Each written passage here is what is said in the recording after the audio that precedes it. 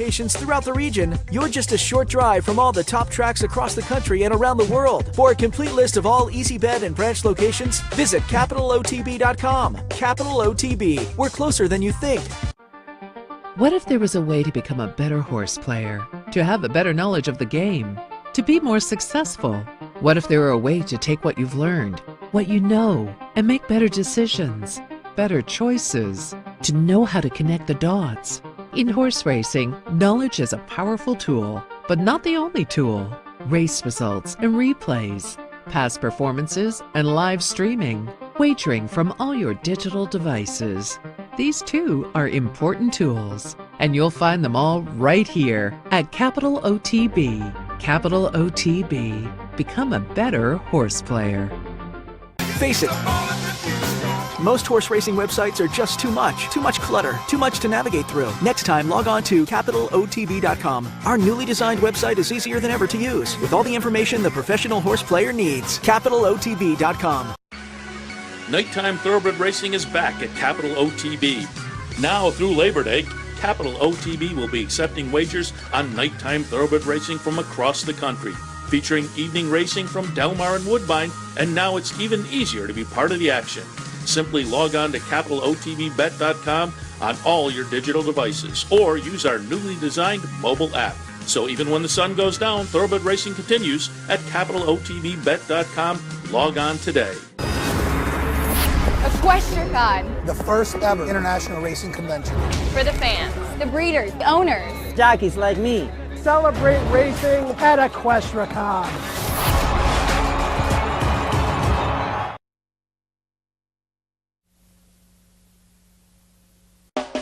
This is the OTB Television Network, a service of Capital District Off-Track Betting.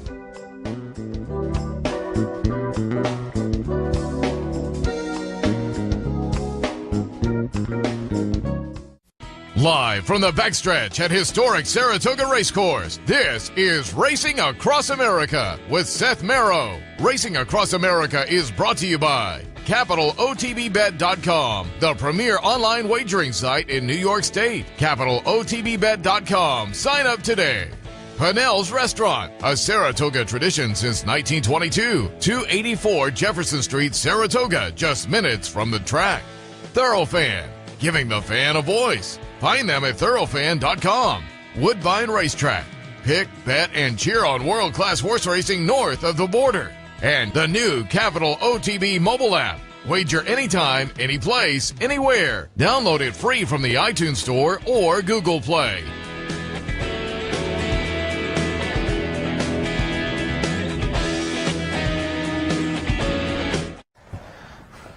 Good morning and welcome to Racing Across America on this Friday morning. I'm Seth Merrill. Thanks for joining us. Brought to you by CapitalOTBBet.com, here live on the Saratoga backstretch. Coming up on today's show, we will be joined in a few by David Donk. He had a couple of winners that helped me out in the low roller on Sunday. We'll hit on those and what he has coming up as well. Dale Romans is going to join us. He has a horse coming up in the Saratoga Special in a couple of days. We'll talk on that.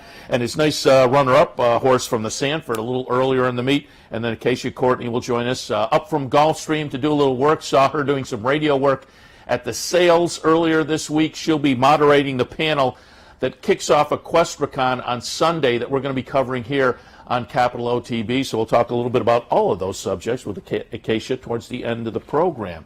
Just want to, as we open things up, remind you, because I don't know whether we'll have a chance otherwise, here on the network, obviously tomorrow's a lot of Saratoga racing, Delmar in the mix, but don't forget, big day out at Arlington tomorrow. It should be a lot of fun. Put this on your agenda and keep it in mind. Nice stakes card kicking things off on the Grade 1 side, the Secretariat, $400,000 for the 3-year-olds. I've said it a million times. 3-year-olds on the turf is probably my favorite subdivision, and this is a nice little race. You have some runners coming in from Europe that could be any kind. Pirmian comes in off a Group 1 over in France. Nice close-up second-place finish. Oscar Performance in for Brian Lynch. Gorgeous Kitten for the Ramseys and Mike Maker.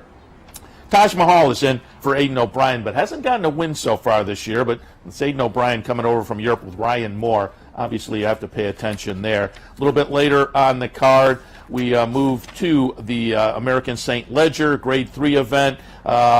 It's a mile and 11/16, so you can kind of take your shot because clearly a lot of these horses are going to be trying that trip for the first time. But it's a nice competitive field in there. Then we move on to the Bev D.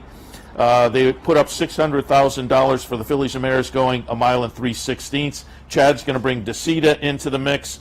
Prado's Sweet Ride comes off a nice try in the Modesty last time. Kitten's Roar for Mike Maker and Ken and Sarah Ramsey. Donna Bruja, if I'm pronouncing that correctly, won the Mint Julep at Churchill and then won the Modesty at Arlington in prep for this. Grand Jete for Chad comes off a couple of wins. Reina de Bateria for Chad also in there. Some of those European runners. Hawksmoor comes in some very good form, having won a couple of stakes in New York with triple-digit buyer figures. And then we wrap things up. The Arlington Million, Grade 1 event, mile and a quarter. Oscar nominated in for Mike Maker and Ken and Sarah Ramsey. Deauville comes in for Aidan O'Brien. This is one of his more talented runners. Only one win so far this year, but 5 times in the money in 6 starts, all in top competition over there in Europe. The Pizza Man tries again. The Pizza Man, now 8 years old, might be up against it a little bit, but has the horse for a course angle. Cassequee in there. Scottish comes over from Europe. Beach Patrol for Chad Brown. Divisadero for Buff Bradley. Ascend on a quick turnaround after a little bit of a flop running fourth in the Bowling Green, but Ascend looks to rebound, as I say, on a little bit of a quick turnaround.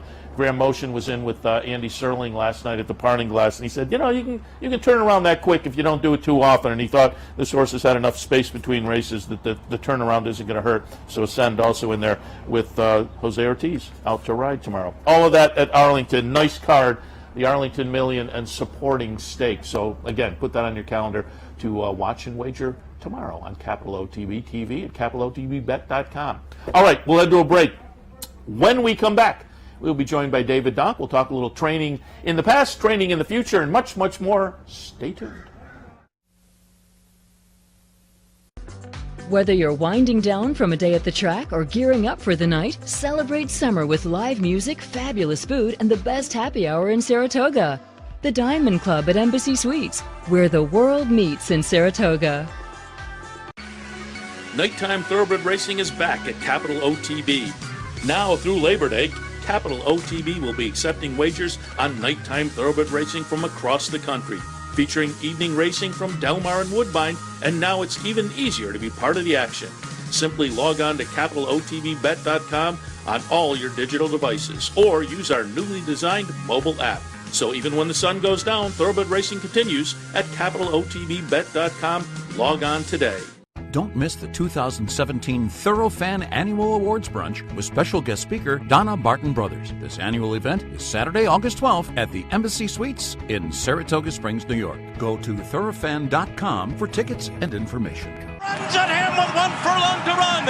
They've left flat out behind. Fort Larned digs in. Mucho Macho Man runs at him. Fort Larned, Mucho Macho Man. Fort Larned with the heart of a champion. Hey race fans, head down to the all-new Clubhouse Racebook and get in the game.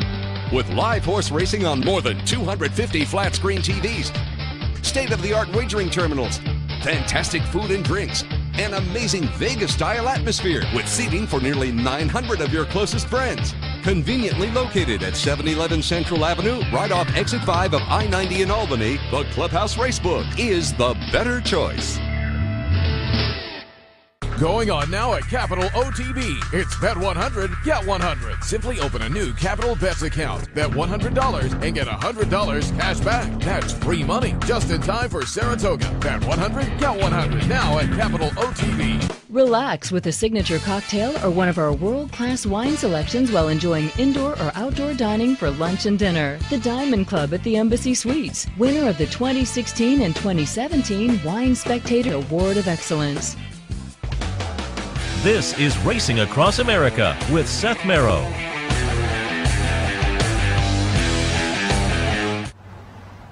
Welcome back to Racing Across America. As promised before the break, very happy to be joined by trainer David Donk. Good morning.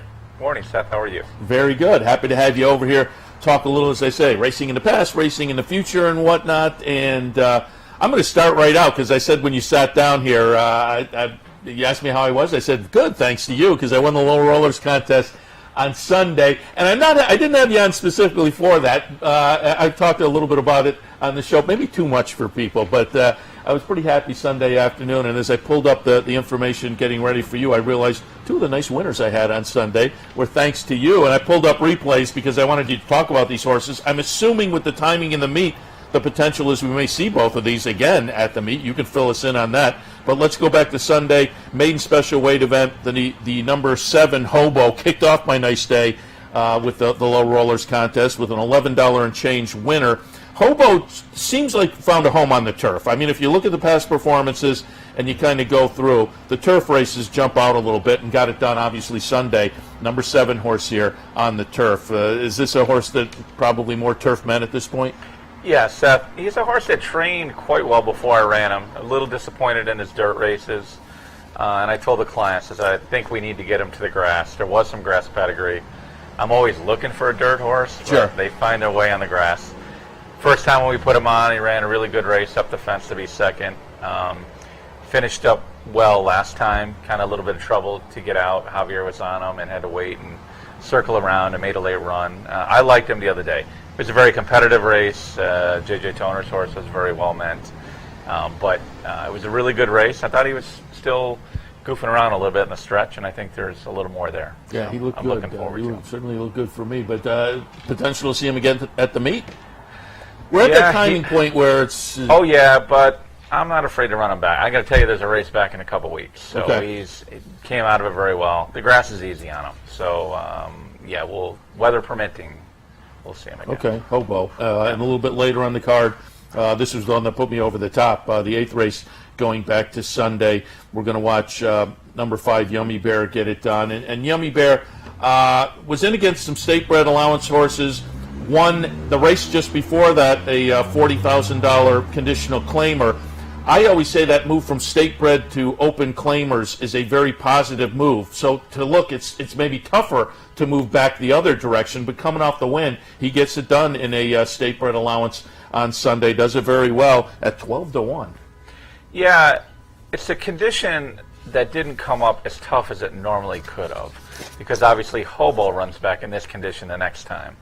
And in fairness, he's probably a little better horse than these. Hobo is. So, but this horse is really game, really has found a home on the grass, ran him over the winter on the dirt, and had told Rich that, listen, I think he's going to be better suited to the grass. He had a couple of grass races on his back form that looked well. And when he ran at Aqueduct, he really didn't beat anybody. But he did it the right way and was happy to be on the grass. We tried him in the other van. Maybe it was a little too steep at that time. Came back for the 40, like you said, and he won, and I thought he was really game about it that day. And even here the other day, he was set a great trip. I think on the inner you need to be close or on the lead, and he was in a great. Manny gave him a great ride, and he went about his business. So I don't know how good he is.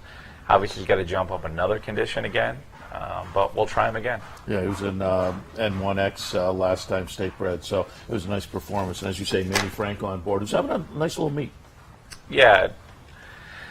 Listen, this is a meet that will humble all owners, trainers, and riders. And handicappers. And handicappers. Obviously, we all know it's just a great colony of riders. And what's making it really good is the young riders. I read Jose Manning. Yeah. They came on in successive years out of the school in Puerto Rico, and and some other guys, and it's very competitive. And they ride with the best riders, and they get better. So it's fun to watch. Fill us in a little bit, because I'm always interested when I get trainers here. I say it all the time. I think the folks who watch our show year in and year out, a lot of them are new and just getting into the game.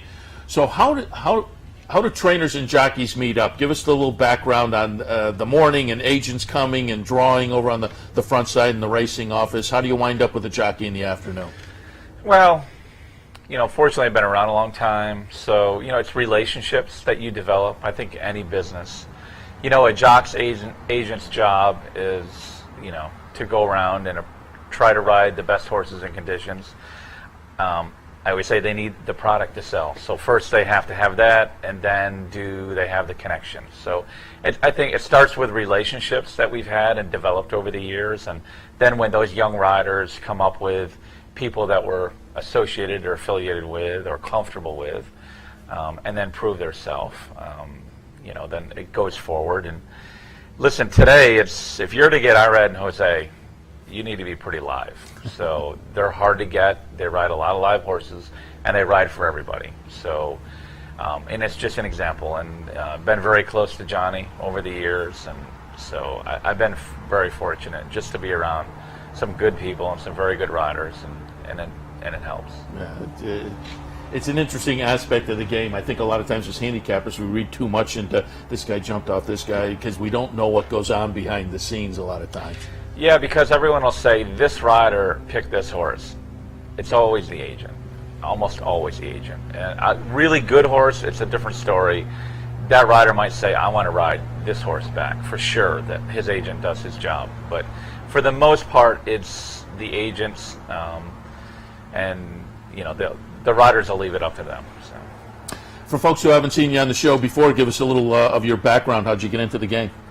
I grew up near Finger Lakes Racetrack, and my dad owned and bred some horses, and decided at a young age that that's what I was going to do. And I did train there for 5 years in the early 80s, and I got a great break in 85. Had association with Bill Wilmot that lives here, and his father, and there was a job opening with Woody when Phil Glees left to go on his own, and Sandy Bruno was the assistant there at the time and associated with Bill, and went and approached him about a job, and I got hired, and I came to New York in 1985, and I've been very fortunate. I've never left. Yeah, it's certainly as far as starting at the Finger Lakes, is just when I keeping our fingers crossed out there. It's they've been in a tough situation the past couple of years, and I think.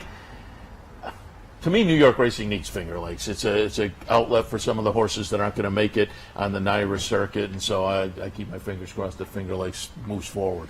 Yeah, there's no question. Not every horse can run here, so obviously a little lower class of racing, but those horses need to go somewhere. And it's bigger than us. It's the farms, the breeding industry, all the jobs. So at the end of the day, the politicians have to look at that and keep their eyes wide open. Yeah.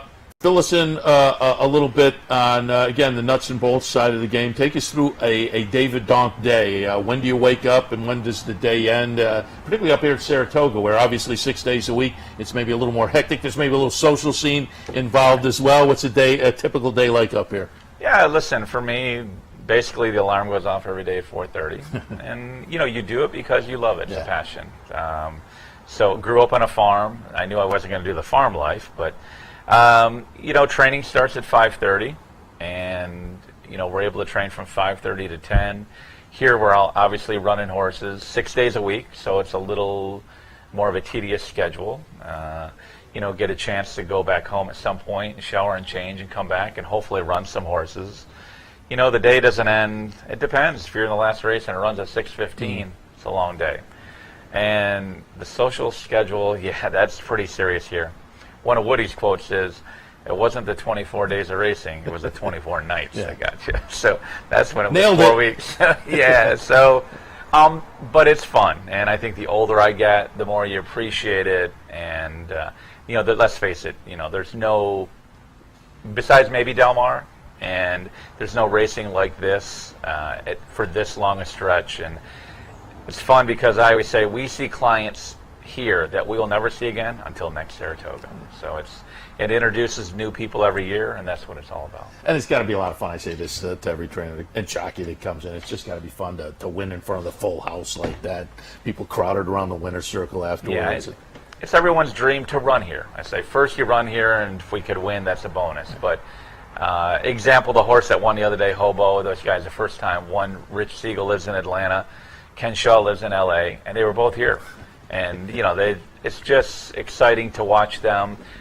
Yummy Bears owned by Funky Monkey Stable, with a lot of different people. And for them, it's somewhat a dream to do that. And to get in the winner's circle just is a cherry on top. Yeah, it's fun for everybody at Saratoga. It certainly has an extra dimension to it. All right, let's talk a little bit about what you have coming up. First, let's take a look at... JC's Shooting Star coming up in the Saratoga Dew. That is Monday, correct? Saratoga Dew. It's a 1 1/8 miles. JC's Shooting Star, a little bit of a horse for a course angle here, perhaps, and we're going to take a look at a July 24th race where JC's Shooting Star is going to wind up running third. He'll be the number 3 horse in here. This was over a sloppy track, but as I say, perhaps a little bit of a horse for a course. 3 starts, 1 win, a couple of third places, including this one we're looking at. Again, JC's Shooting Star going to be the number 3 running third. Ran third in this race last year, the Saratoga Edition. Not showing on the page, this horse won the $200,000 Fleet Indian back in 2015, a mile and 1/8 on the main track. What are your thoughts Monday for JC's Shooting Star? Yeah, she broke her maiden in the Fleet Indian on this track. Oh, okay. So, and for $200,000. So I think she has run well here. Obviously, it's a little bit different service than it was then. Early in the meet, we called it a sloppy track, and I was pleased she ran as well as she did. Not a real deep field. So, yeah, she's gotten the trip. I love to get her back on the grass, but it's just really not an easy spot to do that for. But she's run well over it. She got a good freshening over the winter, and she's kind of come back a little better. We had run her quite a bit the last couple of years, so she'll give a good account of herself. Wanted to pull up one that goes back a ways and just get an update because I saw a recent work for Dream a little, and I just wanted to get an update. It looked like the work tab, maybe a little break, but I saw she came back on the 7th. Wonder if we'll see her up here, but I wanted to go back to April. This was a nice maiden breaker for Dream a little. She's going to be the number 1 horse in here. This was start number 2. Ran second in the career debut, won this one, followed it up with a 5th place in an allowance back in May, and as I say, showed up on the work tab for you down at Belmont recently. Any chance we'll see Dream a little up here? Yeah, it's a good possibility. She worked well the other day. She had an issue that we had to back off on. I'm a little concerned with her over flat ground. She's a big, flat-footed mare, kind of a European foot. So, but there's a good possibility that she could make the end of the meet. Okay, we'll take a look for her. Upcoming, you got a couple that I was interested in. Today, 5th race, the maiden special. You have Romantic Babe. First time started from Girolamo, which for me, I love Girolamo on top. So to me, that kind of mitigates a little bit of a morning line price there. But with Girolamo on top, I thought the horse was maybe a little bit intriguing. Romantic Babe this afternoon. What do you think? Yeah, most of my firsters are big prices. A lot of turf pedigree on the dam side. She's got a big grass foot. She had worked well from the gate back at Belmont and showed some speed, so I've always been inclined to maybe sprint her.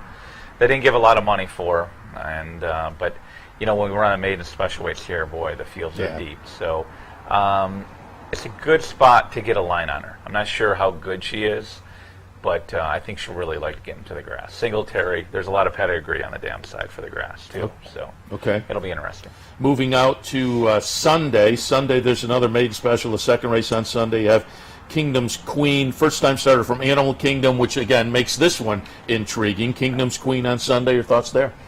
Lovely filly. Obviously, Animal Kingdom's did quite well here in Australia. She's come up with a few serious horses. She's a beautiful filly, 2-turn filly. She's out of a mare owned and bred by Bob Spiegel that I won the Miss Grillo with and a couple other stakes. So this filly is a half-sister to the dam of Vision Perfect and a couple others. So I like her. Probably needs the experience. I wasn't quite sure. She worked quite well yesterday. I wasn't sure if I was going to run her there. They were a little short on filling that race. I wasn't sure if I'd run her there or next week. But I like her. She's probably my best 2-year-old at this time, or the classiest one. One of the Woody sayings is, if you don't have one, you don't have any. So I'd say quality-wise, she has a chance to be my best one. All right, so there are a couple to look forward to. One of many you have coming up over the next few days. We wish you a lot of good luck there. Let's go back and talk. As Anthony Mormino stepped off the set, he brought up Incurable Optimist, and he was asking you say your most talented horse. Yeah, he was really super talented. You know, he's a horse I ran twice on the dirt at Belmont. Got beat by a couple of good horses that ended up not easy being green, and another horse ended up being stake horse. The horse of Frank Alexander's, it was a New York bred, won the Hopeful. Oh. And they got sick. Yeah, I'm not going to come up with it, but So he got beat by a couple of good horses on the dirt. We breezed him on the grass one day, and he breezed like 3/4 and 12 and change. And there, things have changed with grass racing. It was very difficult to get in. And I had entered him 3 times. He got excluded every time. I'm like, I've got to run this horse once. Fortunately, Billy Mott was in the racing office asking for him to put it up again. Ran him, broke his maiden by 14. Won a little stake at the Meadowlands by 3 or 5. Won the Pilgrim by 6 or 7. Took him to California to run him in the Generous, and it poured rain. And I'm like, are you kidding me? He galloped. He won by 8 or 9. And unfortunately, as a 3-year-old, we were looking to run him in Guineas and Ireland, and he got a bit of a tendon, and we had to retire him. But he was a really successful sire in Argentina. He sired the winner of the Pellegrini, a couple of Pellegrini winners, so and he's still there. Looks the same, beautiful horse. Bred by Bill Wilmot, Bill and Joan. He's New York bred, right? Yeah, stepwise. So they bred him, and out of Miss Turlington, and yeah, he was a freaky, talented horse. Yeah. Well, let's bring up another very talented horse from your past, because I wanted to bring this up, obviously, with the Arlington Million. Tomorrow, we pulled up a little replay going back to 1995, Awad. Eddie Maple on board. Behind Awad, running third that day, the Vid. Tinner's Way was in there. But we're going to see number 8, Awad, in the Rye Hill Silks make a nice late run, as was his style. And you talk about, boy, a talented horse. You just look down at his career resume, but put this 1995 edition of the Arlington Million in the books. Just remember that day for us a little bit. Wow, I'm getting goosebumps watching it again. Just a phenomenal horse. Once in a lifetime, early in my career, and realized how difficult it is to get those kind. And obviously, it wasn't a fancy horse, not high-priced horse. And I think the mare was bought. Jim bought the mare for $37,000 and bred him to Caveat. That's how that came about. But yeah, just love Arlington. One of the most special places. I mean, he won the Secretariat there. He won the Million in '95. He came back and was second in it the next year and fourth the following year. Traveled all over the world with him. Won the Sword Dancer here. Won the Manhattan. Won both stakes at Hialeah, the Bougainvillea, the Turf Cup, to name some of them. But yeah, just with that late kick, that getting your heart racing, and needed pace, but once in a lifetime horse. Yeah, just looking at a different calendar now, because the year you won, you'd run second in the Sword Dancer up here before going out and winning the Million. Well, that's what you're saying. Ascend coming back in 2 weeks. I mean, I wheeled him back. Yeah. It wasn't, those opportunities are few and far between, and it's a lot easier to do with grass horses. And again, it was a really nice performance and a really nice horse. One of many on your resume. But as I say, 2 that will stand out for me, Hobo and Yummy Bear, got me the contest. And as handicappers, we always remember those. But thanks for the weekend. You can stake me later. There you go. David Dock, again, some nice performers coming up, not only in the next few days, but we wish you a lot of good luck on the remainder of the meet. I appreciate it. Thank you very much. Thank you. All right, we'll take a break. When we come back, Dale Romans is in the house. He's got some runners coming up, too. We'll talk about those and much, much more. Stay tuned. This is Racing Across America with Seth Merrow.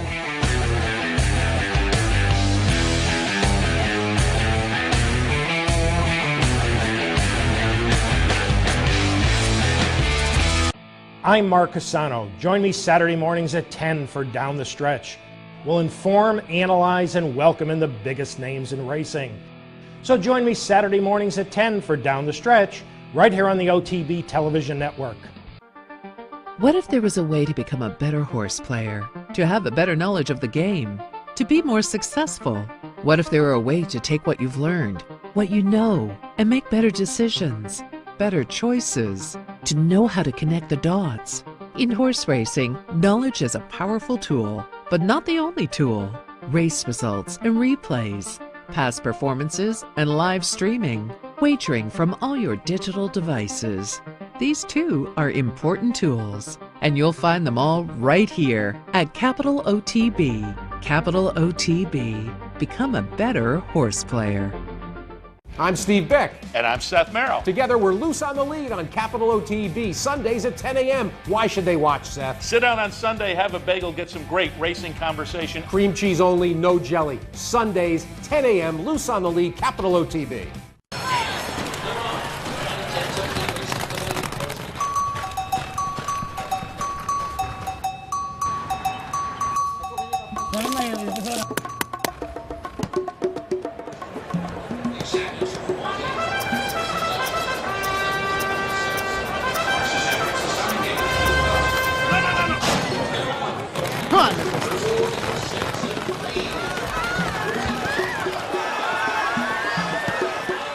In a recent study of some of the top online wagering sites, Capital OTB won big in total player rewards, far surpassing some of the best-known wagering sites in America. While other rewards programs simply offer you points redeemable for gift cards, Capital OTB's rebates are paid to you in actual cash. Plus, Capital OTB gives you full and immediate access to your money. So if all you're getting now are points and gift cards, join Capital OTB Player Rewards today and get cash back. Visit CapitalOTBBet.com and sign up today. No matter where in the world you are, the excitement of wagering on horse racing is just a click away. Bet any place, anytime at CapitalOTBBet.com. And be sure to download our new mobile app from the iTunes Store or Google Play. Welcome back. Always happy to be joined by Dale Romans. Good morning, Dale. Good morning. Happy to talk to you. Got some horses coming up we'll talk about, and much, much more. But I do want you to reminisce a little bit, because as David Donk walked off the set, you two were kind of talking about your days with Woody Stevens. Yeah. I started out as a hot walker over there and ended up grooming before the winter was over. David was my boss. He was really good to me. He made sure I was up and at work every morning. Was that one of your first jobs? Outside of working with my father, that's about the only job I ever had. Yeah. Was, the little time I was with Woody, and went to Hialeah one winter and lived in a tack room with a couple of hot walkers and had a great winter. It had to be special working for Woody. I mean, Woody. That's why I went there. I was always a big fan of racing and a big fan of his. Yeah. I thought, I want to go down there and see how he does things. And The crazy. I was 19 years old and nothing to do and went there. We're doing a little technical work here on the microphone, and then we will get back to you shortly. And I'm just tap dancing here technically as they get it done. Now we got it. Yeah. We got our microphone cooking here. Working for Woody was a lot of fun, and Dave was a good boss. And like I said, lived in the tack room that winter and had a great winter. Again, Woody with the 6 Belmont Stakes, a record. Five in a row. Was it five? Yeah. 5 in a row. I was giving him an extra. And yeah, give him an extra. He'd tell you about it, but that was an amazing shed row to walk up and down. You know, back in those days, a big stable, he only kept 38 horses, or 36 horses, I think it was. Yeah, it was Ryehill, Henrik de Kwiatkowski. Claiborne, they had a bunch with him. But he had 36 horses to do all the stuff he did. It's pretty amazing. One of his horses that I remember we just brought up the other day because it took a record performance to beat him. I was all over Smartin in the Travers the year the General Assembly set the track record. All right, now you're going back a little further than me, but that's actually I was talking to Leroy a while ago about General Assembly. Yeah, that was an incredible performance. On and off track, but it was a freakish performance. And Smartin was well ahead of the third place horse. So General Assembly's out. I hit my big bet that day, but which was big for a kid. It wasn't huge, but for what I was doing back then, certainly it was very big. All right, let's talk a little bit about what you've had so far at the meet. I wanted to go back and get a little update and where we might look next. Free Drop Billy. We're going to go back to the Sanford early in the meet. Forenzi Fire wins here, the number 3 horse. But Free Drop Billy runs a good second in here off the career debut down at Churchill, which was a nice win in the career debut. Free Drop Billy, what's up next? How's he doing? What are you going to look at? He's training great. He's up here. He's been a push-button horse ever since he came in. He's you could tell he's precocious and going to be a nice one. We'll run him back in the hopeful. You know, this was a day two. The track, the speed was playing, and he was one of the few horses that closed. Yeah. And he came running, and the two in front, look how much they're drawing off from the rest of them. So, wasn't like we were finishing. The other horse was just finishing well also. Yeah, it was only career start number 2, so you have to think there may be some upside potential as well. And you say he's working well. He is working well. He's a very good horse, and the longer the better with him. His brothers won a 1.5 mile races on the turf in Europe, and I think that he's a horse we'll see around next spring. Very good. All right, coming up on the weekend on Sunday, we have the Saratoga Special. Also for 2-year-olds, grade 2 event, 6.5 furlongs. You have Hollywood Star coming in. Like Free Drop Billy comes in off a maiden breaker in the career debut down at Churchill Downs. We're going to take a look at that. That was back on June 28th. Hollywood Star will be the number 3 horse here. Nice full field of 12. You were the 3-2 favorite in there. Hollywood Star, how's he coming into the special on the weekend? He's training super too. We kept him down there, and he just came up last week. He had to work over the racetrack, a nice easy 5/8. But I mean, you see a 2-year-old do what he did. He came from I think 7th or 8th in a 12-horse field and wins. And again, the 2 horses are drawn away from the crowd. The horse that was second came back. I think he ran 3rd or 4th up here the other day, but he ran a nice race. And the horse that was 3rd came back and won back in Kentucky.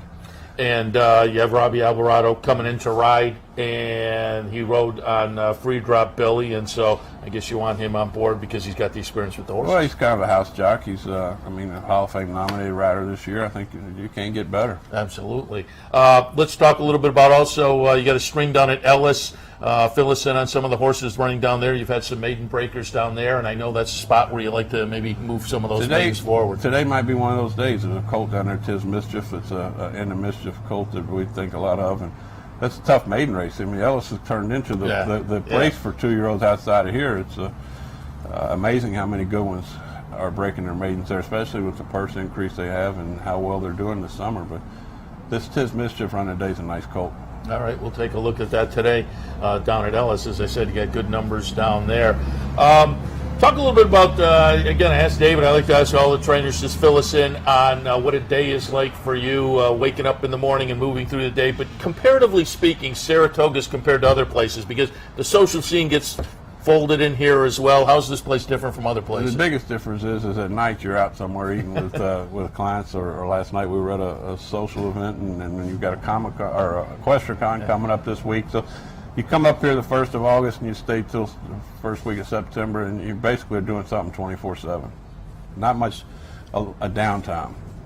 I saw you on, with Andy Serling on the radio show a couple of weeks ago down at the Parting Glass, and I was interested to note there's only one Cassie on your speed dial, he said. Exactly, yeah. Joel Cassie, the detective of the city of Louisville, I keep him on speed dial just in case there's a little problem. You never know. Parking ticket or whatever. Right, I didn't realize it's Norm's brother. Norm's brother, Mark's yeah. son. And Mark and I have been friends since we were kids. I mean, he grew up backside Churchill Downs just like I did, and both our fathers are trainers. And actually, Joel worked for me at Churchill for a while when he thought he wanted to be in the horse business, and you could tell he never really wanted to be in. And he's very happy being one of the top detectives in the city of Louisville. You mentioned EquestriaCon. You're on the panel, right? I said to you before we came on, amazingly, I have not seen First Saturday in May yet. And this is the 10-year anniversary of it, and I can't believe that you haven't I seen can't it. believe either, because I'm a film guy. I graduated from film school, so the two things come together for me. It's been on my list for a long time, but I'll have to swing down as part of EquestriaCon. But you'll be on a panel as I'll well. be on the panel, and next to Let It Ride, it might be the best movie ever made about horse racing. The Hennigan brothers, they did a great job of showing people what it takes to get to the Derby, how you get there, and what goes on the backside. And so if anybody hadn't seen it, they should at least look it up or try to be there Monday night. Yeah, Monday night. It's at the museum, right? You know what? I better find out. But I don't think it's at the museum, but it's someplace. Okay, it's at a theater close to the museum. Yeah, we'll double check on that so we can send folks to the right spot. Let It Ride. I'm a Boots Malone guy. Ever seen Boots Malone with William Holden? I don't know that one. It's old. It's black and white, and it's but it. Let It Ride says it all. Yeah, Let It Ride is pretty good. The production value on the Seabiscuit. Oh, the yeah. production value there was good, so I kind of give that a little bit of an edge. That got a little corny, though. Yeah. Let It Ride the way it is. You go out there, scratch off every touted horse you get, and who are you left with, you bet on. Yeah, you're exactly right there. Again, give us a little of your background. You alluded to it already for folks who haven't seen you on the show before. I said with David Donk, we get new people watching every year who maybe are just getting into the game, and I like to introduce them to some of the trainers. They see the names in the program all the time. As you said, you kind of, the family got you into the game. Yeah, I just grew up on the backside. My father would train horses. Like I said, I was telling a story yesterday that in 50 years there's been a Romans in Barn 4 at Churchill Downs. I'll be 51 on Monday, and I don't remember not going to that barn and seeing horses there. So I didn't have a lot of choice on what to do, and I just ended up right here. Don't you have a brother who's in the movie industry? Yeah, I got a brother that's a television producer and writer in Hollywood. He's doing some shows for Netflix now. He did Marco Polo. And The Punisher's coming out. He wrote and produced on that. And was it based on a comic book? Yeah, based on a comic book, and show Messiah based on Jesus coming out. And he did Hell on Wheels for 5 years. So he's a writer-producer. Went a different direction in horses, and my other brother was a vice president, R.J. Reynolds, and we've owned some horses together. Had a grade 1 horse, Sassy Image, a few years back, and so he stayed involved in that way. Very good, and of course you've had some big victories up here, and looking for potentially that victory coming up in the Saratoga Special this weekend. I've never won a 2-year-old stake here. Is that? Wow. And that's we did. I won the Whitney, won the Travers, won several other stakes up here, but a 2-year-old colt stake I never won. Won a 2-year-old filly turf race once, but with Tappett's Fly. But need to win us a 2-year-old colt race. And of course, the big upset in the Travers a couple of years ago over American Pharoah. Yeah, it wasn't an upset to me. Said down goes Pharoah.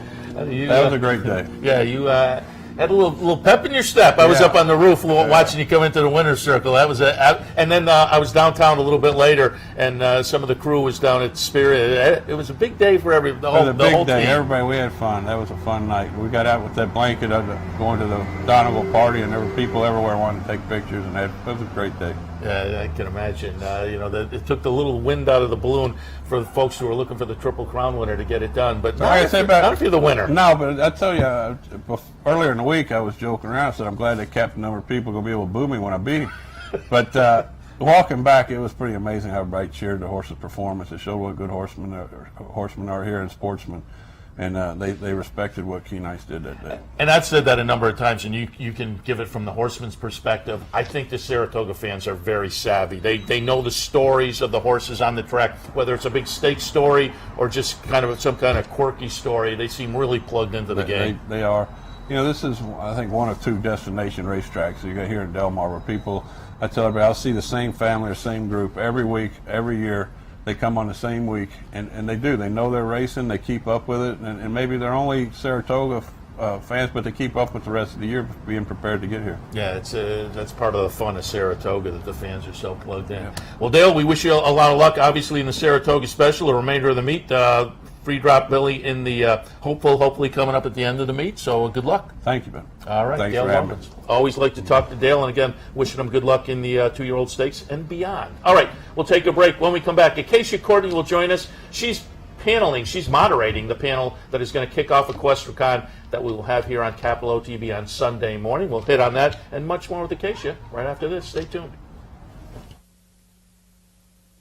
No matter what you're craving or when you crave it, we've got plenty of options for you. Whether it's a hearty breakfast, light lunch, or relaxing dinner, our full-service restaurant and bar will satisfy your every taste. The Diamond Club at Embassy Suites, where the world meets in Saratoga. Nighttime thoroughbred racing is back at Capital OTB. Now through Labor Day, Capital OTB will be accepting wagers on nighttime thoroughbred racing from across the country, featuring evening racing from Del Mar and Woodbine, and now it's even easier to be part of the action. Simply log on to CapitalOTBBet.com on all your digital devices, or use our newly designed mobile app. So even when the sun goes down, thoroughbred racing continues at CapitalOTBBet.com. Log on today. Don't miss the 2017 Thoroughfan Annual Awards Brunch with special guest speaker Donna Barton Brothers. This annual event is Saturday, August 12th at the Embassy Suites in Saratoga Springs, New York. Go to thoroughfan.com for tickets and information. Hey race fans, head down to the all-new Clubhouse Racebook. With live horse racing on more than 250 flat-screen TVs, state-of-the-art wagering terminals, and amazing Vegas-style atmosphere. The Clubhouse Racebook, 711 Central Avenue, Albany.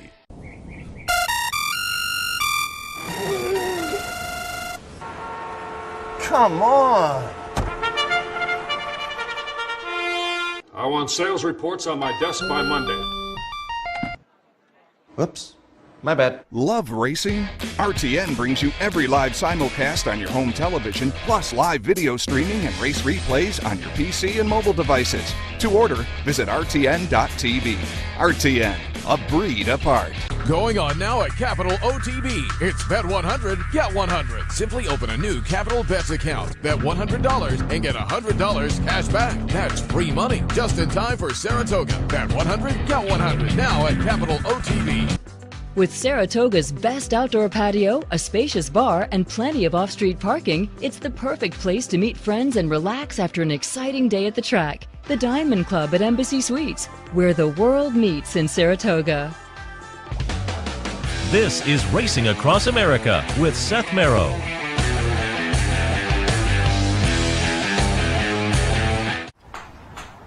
Welcome back to Racing Across America on this Friday morning. As promised before the break, really happy to be joined now by Acacia Courtney. You see her on the simulcast signal from Gulfstream. She's here moderating our panel at EquestriCon coming up on Sunday morning. Good morning, Acacia. Thanks, Seth. Good morning. Great to be here. And we were saying I've actually never been here in person before, so this is fun. And I always like to plug in the folks we have by phone. Your partner, Ron Nicoletti, has come up here to Saratoga a couple of times. We've had him in. Frank Miramati, we had a couple of weeks ago. We used to talk to him at Oaklawn. He was a lot of fun. Had him and Ron Nicoletti, as I say, and some of the other guests that we have throughout the year via phone. Tony Kalo from the Finger Lakes, always a lot of fun, so we're happy to have you here live. Thank you. It should be a fun one. Yeah, Good weekend coming up. As I say, you're down at Gulfstream for most of the year, and let's just touch on that for a second, because it seems like Gulfstream, it used to be that winter meet was the highlight, but it seems like now summertime things have stepped up. It's a higher quality product. Certainly you've added Jason Blewett to the team down there as well. Were you there last Saturday for Gunavera? Yes, I was. I'm actually there year-round now at Gulfstream, so I'm really fortunate that I get to do a couple other things as well, but Gulfstream is my main home base right now, and that's really been a big decision for us to put a lot more emphasis on the summer meet as well, because obviously the winter meet, there's the big names down there, the big horses, the big trainers, big connections, but in the summer we have really good quality racing as well. A lot of overnight stakes, a fantastic 2-year-old program, so we've been trying on our end to put a lot more emphasis on it and try out some new things, and it's been good, and we've gotten a lot of positive feedback so far, so we're proud of the product that we're putting out. Yeah, when you look at the PPs now, you see a lot of familiar names that in years past you wouldn't have seen in the summertime, so the program's upgraded, and it's worth kind of following year-round now. But as I say, Gunavera who I was married to through the Kentucky Derby, I got divorced after that, but it sounds like you came out of that and maybe point to the Travers. Yes, I talked to Antonio Sano afterwards, and he said the plan is to point towards the Travers. They were really pleased with him coming back. He certainly, the level of competition that he faced on the Derby Trail was much tougher, but they wanted at home from a mental standpoint. I saw a huge change in him, really improved a lot. So that was the plan, get him a good race to get his confidence back up and try Saratoga again. Yeah, I don't know whether I will get married again. We'll see. We'll see, because that was maybe start out slowly. But I appreciate it. He came back and got that confidence booster. And didn't the Stallion Series kick off within the past couple of weeks? It did. Yes, we had the 2-year-old stakes last Saturday with the Desert Vixen and the Dr. Fager. So Ralph Nix and Angel Rodriguez had the filly and boy winners respectively, and so we'll kick off again the first weekend of September. Very good. You mentioned you were at the sales earlier this week with our friends from HRRN, Mike Penna and crew. Saw you out walking around the grounds doing some interviews. Anything stand out to you? What stood out to me was the $1 million horse that didn't sell. God bless him. I said earlier, for me, that's a lottery. For them, it's like, we'll wait for a little more. Right. But that stood out. What else jumped out at you? Oh, it's pretty crazy with a sale like that. This is actually my 3rd year covering that with HRRN, so it's always a lot of fun. There's such a great atmosphere in the sales grounds as well. And you just look at the cover. I talked to Boyd Browning, Basic Tipton before, and you look at the cover of the sales book and you're kind of saying, wow, okay, so these are horses that are potentially going to go on to be the next superstar. So that's really cool to look at. I actually, there was a $1 million horse, I think it was hip number 45 on Monday night. The one before that, hip number 44, I was like in love with. I think that was one. 900,000 went for Eclipse Thoroughbreds and Micropoli. So it'll be fun to kind of follow those horses after that sale. That's one of the nice things about the sale, to kind of follow these horses going forward. But as you alluded to, some very big names have come out of that sale over the past, including American Pharaoh in years past. So it's been very productive. We'll see and hope that it continues to do so. I mentioned at the top, you are moderating the panel that kicks off EquestriCon on Sunday morning. We're covering it here on the network. Michael Bachuk, Jonathan Kinchin, I had him on this week, our friend Brian Addo from our network here, Anthony Stabile, Matt Bernier. Boy, it's a blockbuster handicapping panel. Are you looking forward to it? I'm really excited. I think it'll be a great way to kick things off. And you have, just listing those names, they're well experienced, they're well respected, they have a lot of success, and they're all great people as well. So I'm really looking forward to kind of teeing them up and letting them share some of their ideas, and it should be a great way to kick off the weekend. Yeah, I think it's going to be a great way to kick off what hopefully is going to be a big event. I'm anticipating it ever since they announced it last year. I think it's a great addition to the Saratoga whole racing social scene. It is, and I'm looking forward to, I'm also moderating an aftercare panel with the TAA, so really looking forward to that. They have a great group put together, and then also how to get a job in racing, so bringing some younger people in, I'll be part of that as well. So it's a busy working vacation, if you will, but it always is in Saratoga, and I agree with you. It really could be wonderful for the game. Yeah, I had Dan Torchman on the other day, and Justin and Katie about a week or so ago, but Dan was talking about that panel, how to get into the game, and I think in Saratoga, it's a great venue to do that, because you go out in the backyard, there are a lot of young people, there are a lot of people who come to Saratoga, and because of Saratoga,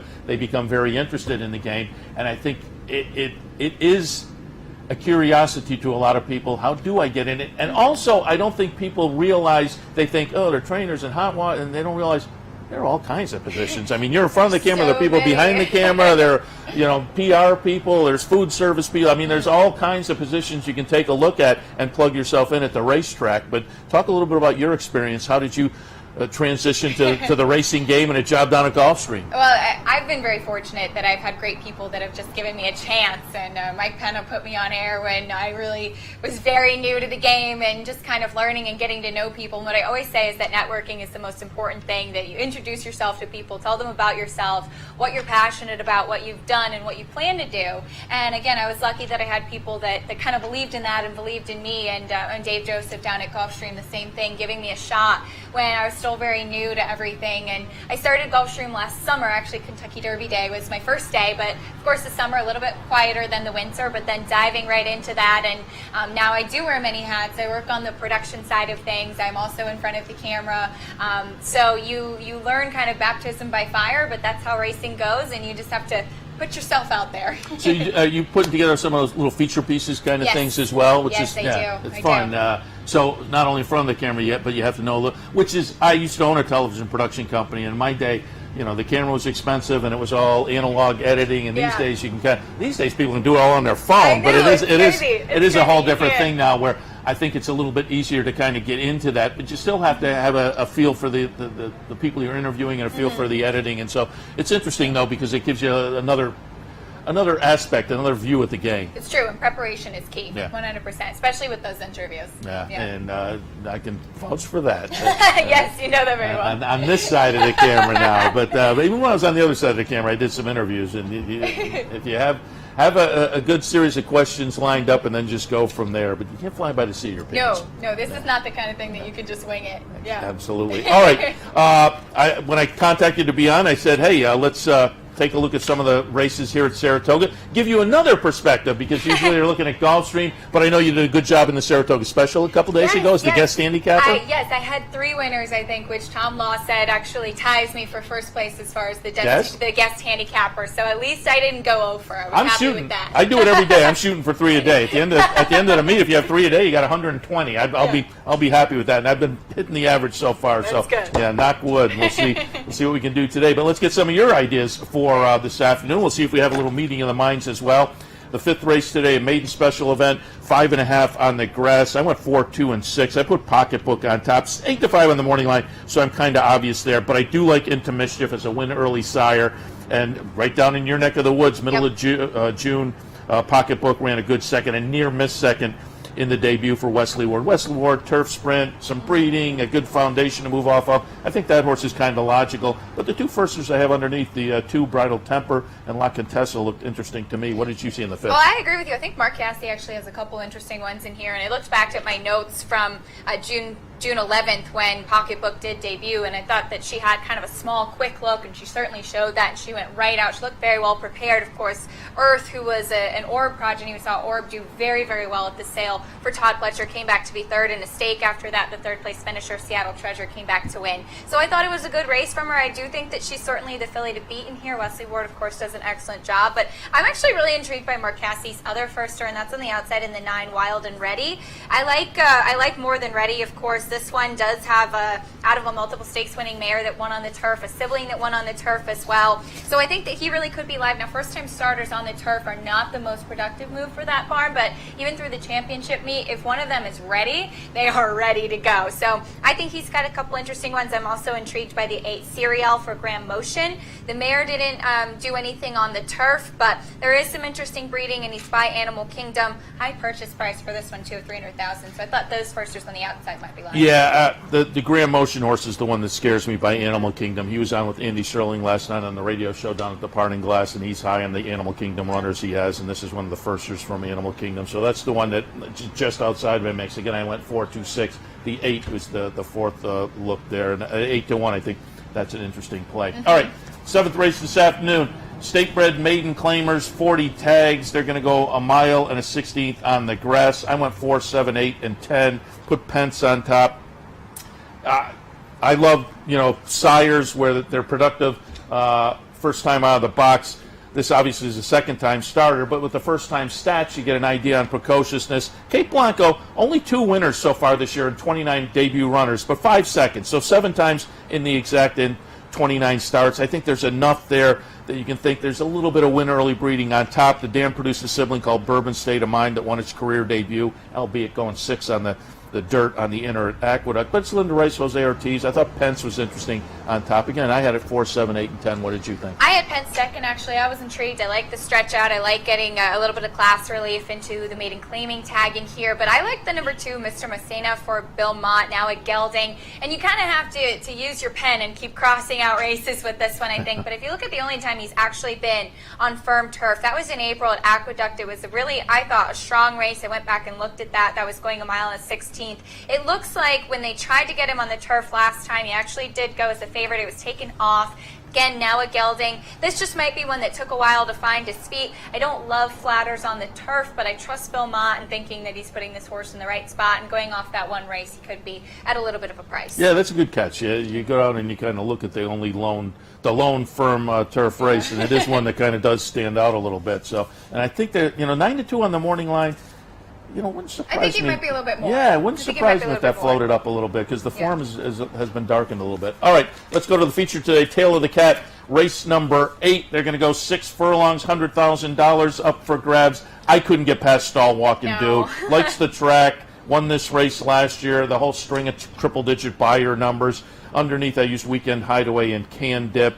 But again, I think it has to be not Stall Walking Dude's day. He has to come out and just not be feeling it, because I think he lays over this field. But did you see something clever, or are you going with I don't Stall? know how clever I could possibly be in here. And I think tactically it sets up for him as well, because I saw this race as having quite a bit of speed types. And my dad is standing close by. He's a huge Stall Walking Dude fan. So a little bit of a sentimental favorite in here, because he's just such a tough horse that really almost always shows up. And as you said, he loves the track. Weekend Hideaway loves the track as well. I like him turning back in distance to sprinting instead. I think he's a bit stronger there, and he's not a necessarily need the lead type, so he could be right there kind of in the pocket. But looks like it's Stall Walking Dudes to lose for me. Jeremiah Englehart, though, does have very good stats, second off the layoff and winners last time out, so I threw Kadarin in third.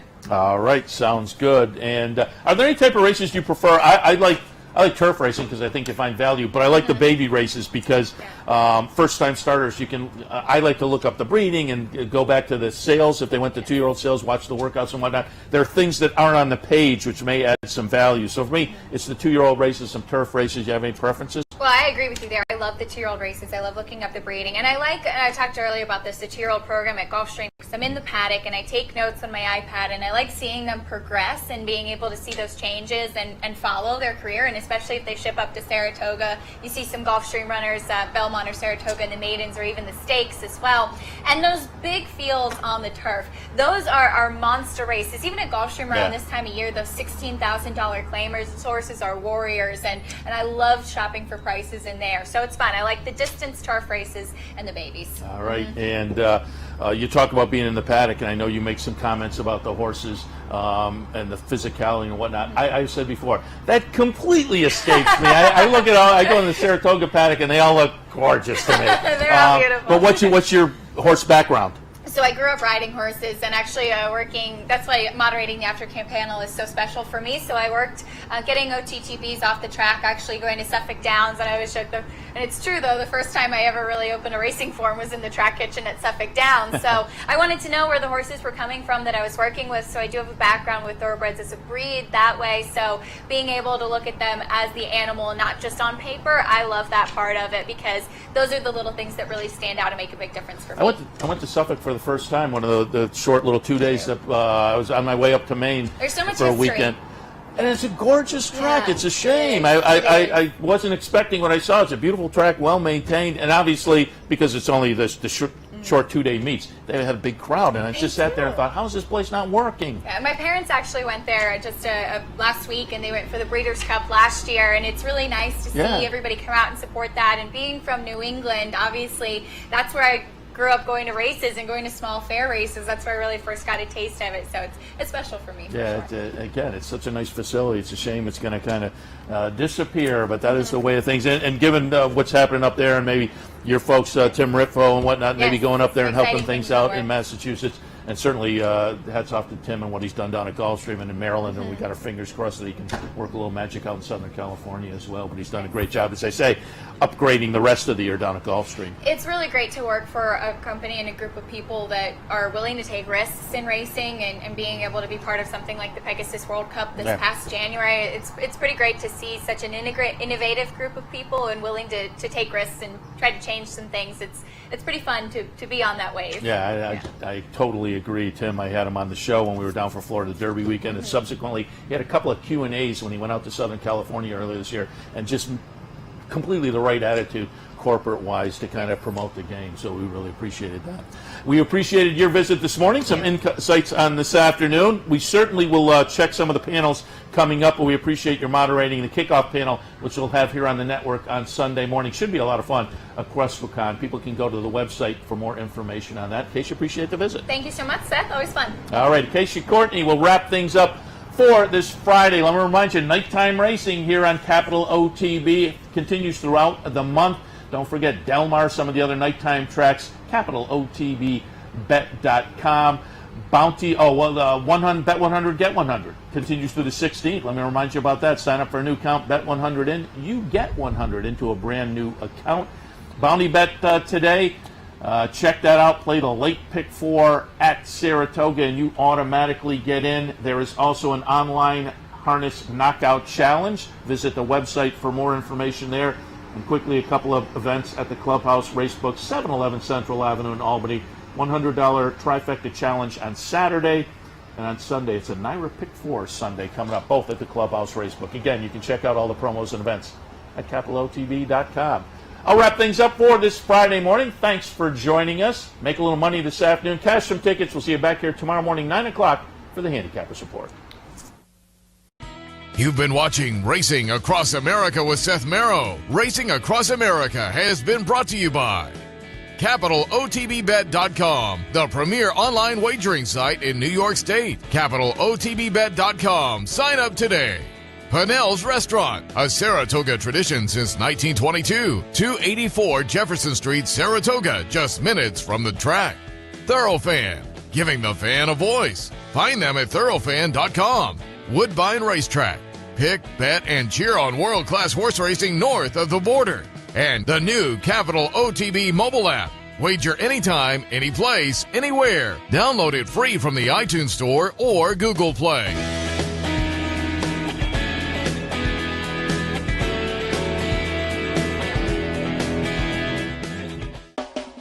You're watching OTB TV, a service of Capital Off-Track Betting.